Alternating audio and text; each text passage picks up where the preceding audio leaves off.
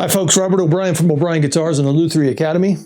I'm holding in my hands here a 1971 guitar built by the Giannini factory in Sao Paulo, Brazil. Came in for doing a little restoration and repair work. And I always like to turn the camera on when I get these old interesting guitars in the shop here. Now, back in 1900s, the early 1900s, several Italians went to Sao Paulo, Brazil and opened up guitar factories. Most notably the Giannini factory, I believe they started in 1908, the Di Giorgio factory, and Del Vecchio. Del Vecchio is no longer in existence. However, Di Giorgio and Giannini are still in business to this day. And back at the top of their career there, they were cranking out 130, 140 guitars a day, all built by hand. Some of them were entry-level models, some of them were very high-end models. This was one of the higher-end models. This is a model called the Savio model, S-A-V-I-O. Isaiah Savio was the gentleman that this was named after. He was from Uruguay, traveled to Brazil, did a lot of teaching in the Sao Paulo area. In fact, the teacher I used to study with years ago in Brazil studied with Isaiah Savio. And he was very classically trained, classically oriented. That's what he taught. He didn't mix with the more popular composers of the day, Pernambuco, Garoto, Guilherme Reis, those kind of people. He was more of the classical style. This particular guitar was made in 1971. This was the golden age of the Giannini factory. Tranquillo Giannini was the gentleman that started it, and it was a very high-end model.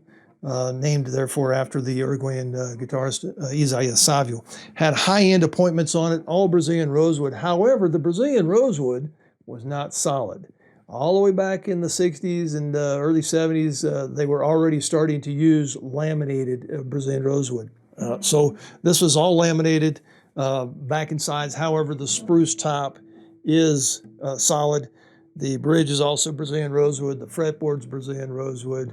The inside, as far as I can tell, is laminated with a Brazilian wood. I believe it's called embuia. Embuia here in the States, we call it Brazilian walnut, so I think that's what it is. It's been finished on the inside.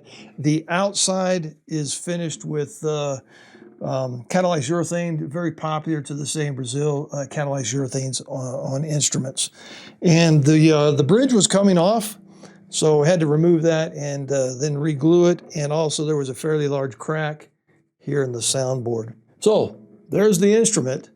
A little history about the Brazilian instruments and the Italians down there. The Bossa Nova era, Tom Jobim had a Di Giorgio guitar. So they were very popular instruments and very high-end instruments, some of their top of the line. And they were owned by some of the world's or the best players in Brazil at that time, including the Bossa Nova masters. So in homage of this particular guitar, 1971, I thought I would try and play a piece that appeared on an album by a very famous Brazilian composer and guitarist, Baden Powell. Baden Powell was named after Baden Powell in England. He was the inventor of the scouting movement. And his father, Baden Powell's father in Brazil, was very impressed with this gentleman and named his son after him, Baden Powell. And he's a very prominent figure in Brazilian music and composing. And he wrote a song called Valsa Sem Nome. And it has appeared on several of his albums. It was written in the 60s, but in 1971, he put out an album called Estudos, which means studies. And this particular song was on that album and a few of his other albums as well. But here's the song, Valsa Sem Nome.